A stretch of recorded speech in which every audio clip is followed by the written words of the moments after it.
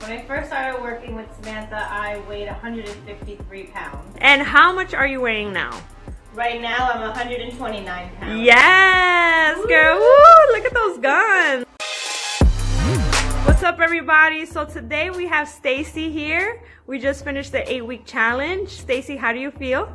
I feel amazing. What was the hardest part of this journey and what was the easiest part of this journey? I think that the hardest part is being consistent with your everyday exercises. Getting home and being so tired and still having to do your cardio at night and really being consistent with your workouts. Well, that's definitely your hardest part because a lot of people, what they don't know is you live pretty far, right? So it was a journey for you to get here, for you to go home. So in that sense, I'm really proud of you. It takes her about 45 minutes to get home. An hour and 10. Oh, okay, an hour and 10. So you can only imagine with rush hour, with traffic, and she still managed to do what she had to do. Previously, before we started working, like what were some of the things you were doing? Were you just staying at home and not working out at all? Or how was that for you? Before I met you, Woo! I've had multiple training experiences.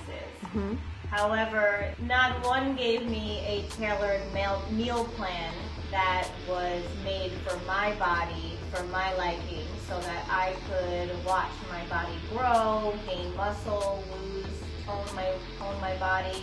I was just eating whatever I wanted and still going to the gym, but I wasn't putting in that effort in a meal plan. When I met Sam, everything changed. So I was very strict. I was at my heaviest when I met her, and I'm like, I really need to do something. I'm on a gluten-free diet. I have celiac, so it was very difficult for me to stem away from my carbs, meaning I was only able to eat potatoes, rice, and all the healthier carbs, but little did I know they weren't really They so were healthy. exactly. You pile them in your mouth.